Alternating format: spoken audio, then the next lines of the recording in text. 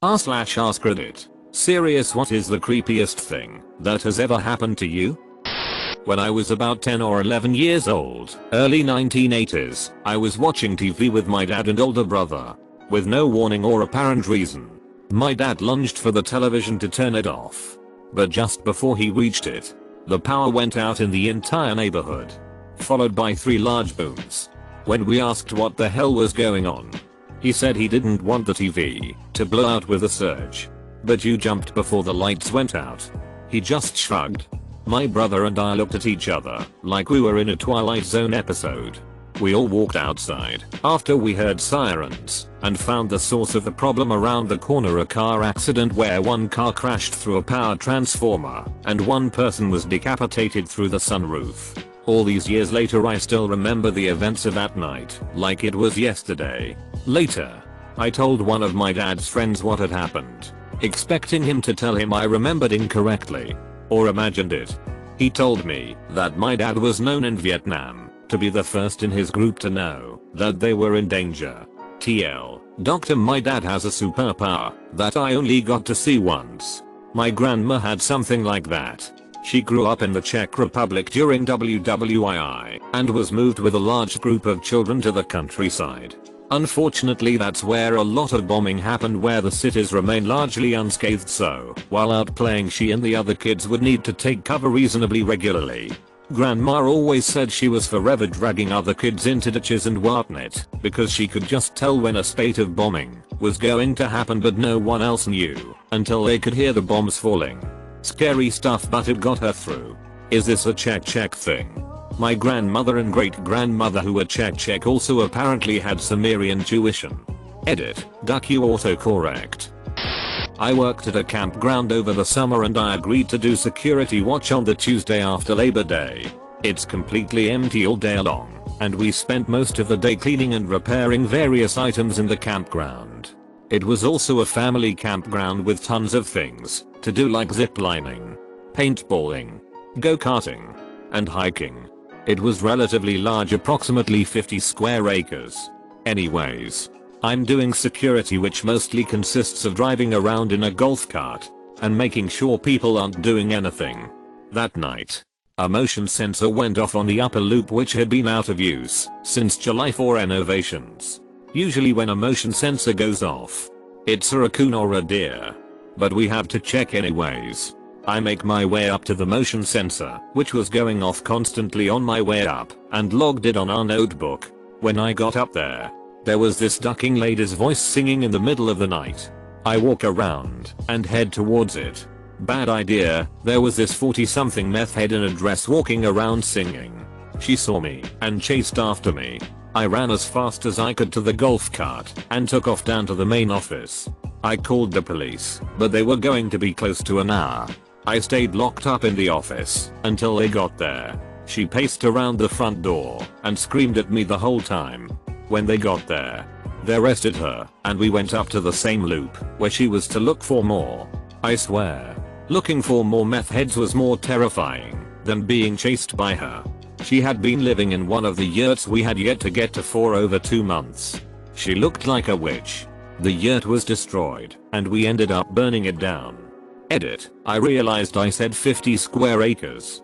I meant 500. TL. Doctor works security at a campground and ducking found a crazy meth head. It strikes me as crazy that there'd be a motion detector out in the wilderness. That thing must go off nearly constantly. Well, people are taller than most animals. So if you set it at a vertical of about 5 feet, I imagine most animals you find in a forest could walk under it no problem. My SO was in an accident, which demolished her car. After the accident, we stored the car in our driveway with a tarp covering it until the insurance towed it and etc. She was in Canada for a convention, which left me and the dogs alone at home for the weekend. When I got home from work, I thought it was a good idea to call my parents to catch up. The wind was intense that day and blew the tarp off of the passenger side of the car. As I'm speaking with my parents, I decide to pull the tarp back over the car. I'm talking with my parents and listening to them describe their day when I hear a faint voice saying, "Hey." I have no idea where it is coming from until I look down. There is a man sitting in my car. I have never seen this man before, but he looks at me and asks, "Where's Dan and Isaac?" Now, I don't know either of those people, and I told him that I did not. I can see he has all of the personal items from the car in his lap. I start telling him that he needs to get out of the car and leave. Then I see the pepper spray in his hands, which was left by my SO. I knew at that moment that my day would end with being pepper sprayed. So I tell my parents to call the cops. He steps out of the car asking, "Where is the ice?" I just tell him that he has the wrong place and grab the CD case out of his hands. He reaches for the pepper spray and I back up. "Quick." He stops and says, "I'll be back, bro. Just you watch." I watch him walk off, and for a brief moment he starts yelling at a tree down the street. The cops came, and he was found up the road, but the officers could not find my stuff. The experience definitely freaked me out for the rest of the night. TL, doctor in my wrecked vehicle. I found a man armed with pepper spray. How did you remain calm after seeing a man in your car that had a tarp on it before? Not op, but I'd assume it'd be too dumbfounded to really think about how scary the situation is in the heat of it. A couple of years ago, I saw two rather large men having an argument in the street in front of my house. After a couple of minutes, they drove off and went their separate ways. I didn't think anything of it until the next day when I get a knock on my door. It turns out that one of my roommates had been sleeping with a married woman and her husband somehow found where we lived and was at our house with a shotgun to kill the guy who banged his wife. The dude had a couple of priors that definitely lent the threat some credibility. The man at the door was his dad, who told me that the argument was him talking his son down. He told me that he showed up as his son was getting out of the car. He asked me if I was the guy in question, and I said I wasn't. He said, "Oh, you're the roommate? He was going to kill you too." Turns out my other roommate had done some things with the young lady as well. The kicker is that I was home alone at the time. Basically, I unknowingly watched a man talk down my future murderer from my dining room window. TL, doctor, I watched a man spend around 5 minutes convincing someone to not murder me, and I didn't even know.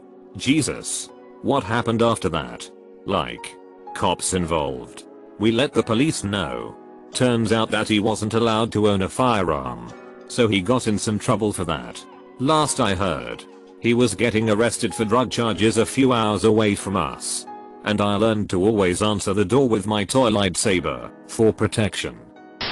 I'm sure most of this thread will be about spooky/paranormal experiences. I've had some sleep paralysis experiences that were creepy, but by far the creepiest experience I've had was just another human being having a straight up lack of boundaries. I was 18, in college and living with my boyfriend in our first apartment. He had left for an early class and I had the day off, so I was sleeping in. I awoke to a man I didn't know sitting on the end of my bed staring at me. When he saw me wake up, he said, "It's time to get up now," and just kept looking at me. I was trying to figure out if I was awake or dreaming and if there was anything I could do to avoid getting aped and murdered. He just kept sitting and looking. I figured out I was awake and also remembered that I was sleeping naked, so I didn't want to get up unless he made a move. After what felt like a lifetime of silence, but was probably only a minute, he said it again. "It's time to get up now." I said okay, still too shocked and scared to figure out that I could ask him who he was, or tell him to leave, or start screaming for help. He got up and walked out of the room, and I heard voices in my kitchen. He left my bedroom door open when he left, so I still didn't want to get up because of the naked thing. After a few minutes I built up the courage to wrap a blanket around myself, grab some clothes, and dash to the bathroom. As I passed the door, I saw him standing in the kitchen doorway and just staring into my room, watching me run for the bathroom. I got dressed and began to slowly make my way towards my cell phone. I had to pass him and my kitchen, where I could now hear 3 male voices, in order to get to where it was plugged in. As I passed, I saw that 2 of the men were in plumber's outfits and half of my kitchen was soaking wet. It turns out my upstairs neighbors had burst a pipe and these men were here to fix it and needed to access the problem pipe through my ceiling. The man sitting on my bed was with the realty company and had let them in. He says they knocked, but I never heard it and no one had called either myself or my boyfriend, so say they were coming over. I have no idea why he thought that was an appropriate way to wake me up, or why he didn't feel the need to explain who he was or what was going on. Needless to say, we broke our lease and found somewhere else to live after that. And that's why we have a deadbolt. If the landlord wants to make a visit while we are home, they can wait for us to open the door. That is creepy as duck. Seriously. This sounds like a good way to get hurt. I don't know what I'd do if I woke up to some stranger at the foot of my bed, but it'd likely be violent and irrational. What the hell was that guy thinking?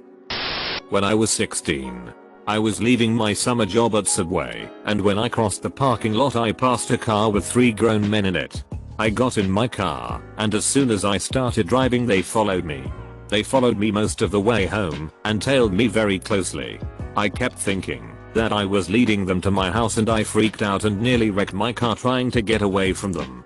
Luckily, I didn't crash, and I managed to lose them.